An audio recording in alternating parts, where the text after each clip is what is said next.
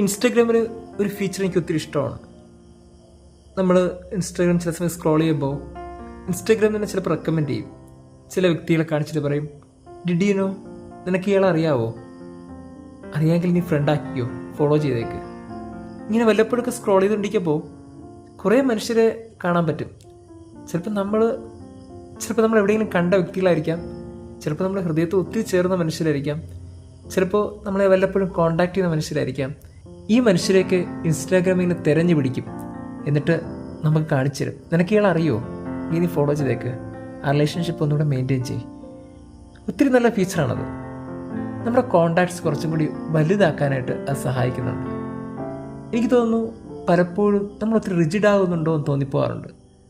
നമ്മുടെ വീടിന് ഒരു 4 ചുവരുള്ളത് പോലെ നമ്മളിൽ മാത്രം ഇങ്ങനെ ഒതുങ്ങിക്കൂടി നിൽക്കുമ്പോൾ അങ്ങനെ ഒതുങ്ങിക്കൂടേണ്ടവരല്ല എന്ന് ഓർമ്മിപ്പിക്കുന്നൊരു ഫീച്ചറാണിത്. നിൻ്റെ കോണ്ടാക്ട്സ് വലുതാണ്, നിനക്ക് ഇവരെയൊക്കെ അറിയോ, നീ ഫോളോ ചെയ്യും, അവരെയും കൂടെ നിൻ്റെ ഫ്രണ്ട്സ് ലിസ്റ്റിലാക്കുക. നീ എന്തിനാ നിന്നെ ഇഷ്ടപ്പെടുന്നവർ മാത്രം നീ ഇഷ്ടപ്പെടുന്നത്, നിന്നെ ഫോളോ ചെയ്യുന്നവരെ മാത്രം നീ ഫോളോ ചെയ്യുന്നത്?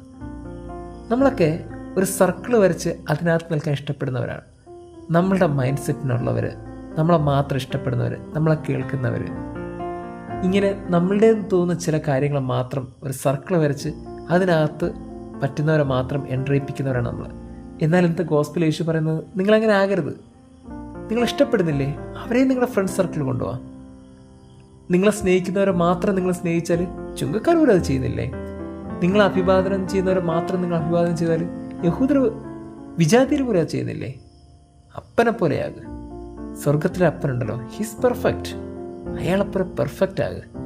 ആ അപ്പൻ്റെ പ്രത്യേകത എല്ലാവർക്കും ഇടം കൊടുത്തു എന്നുള്ളതാണ്, ആരെയും മാറ്റി നിർത്തിയില്ല എന്നുള്ളതാണ്. അപ്പനെ പോലെയാകുക. എനിക്ക് തോന്നുന്നു നമ്മൾ കുറച്ചും കൂടി നമ്മുടെ കോണ്ടാക്ട്സ് ലിസ്റ്റ് നോക്കണം. കുറേ അധികം മനുഷ്യർ നമ്മൾ മാറ്റി വെച്ചിട്ടുണ്ട്. കുറേ പേർക്ക് ഇപ്പോഴും ബ്ലോക്ക് ലിസ്റ്റിലാണ്. നമുക്കിഷ്ടപ്പെടാത്തവരെയൊക്കെ നമ്മൾ ബ്ലോക്ക് ചെയ്യും, അല്ലെങ്കിൽ കോണ്ടാക്ട്സ് ഡിലീറ്റ് ചെയ്ത് കളയും. ചിലരെ കണ്ട മുഖം പോലും നമ്മൾ കൊടുക്കില്ല. ക്രിസ്തു നമ്മളെ ചലഞ്ച് ചെയ്യുകയാണ്. നിങ്ങൾ ആരെങ്കിലുമൊക്കെ മാറ്റി നിർത്തിയിട്ടുണ്ടോ, നിങ്ങൾ വേണ്ടാന്ന് വെച്ചിട്ടുണ്ടോ, അവരെ ഇവിടെ ചേർത്ത് പിടിക്കുക, നിങ്ങളെ ഫ്രണ്ട് സർക്കിളിൽ കൊണ്ടുപോകാം. കുറച്ചും കൂടി നിങ്ങളുടെ ഹൃദയം വിശാലാകട്ടെ, നിങ്ങളുടെ കരങ്ങൾ വലുതാകട്ടെ, ആ കരങ്ങളുടെ ഉള്ളിൽ കുറേ മനുഷ്യരും കൂടി കയറട്ടെ, നിങ്ങളുടെ സ്നേഹം വലുതാകട്ടെ. ദൈവം നമ്മെ അനുഗ്രഹിക്കട്ടെ.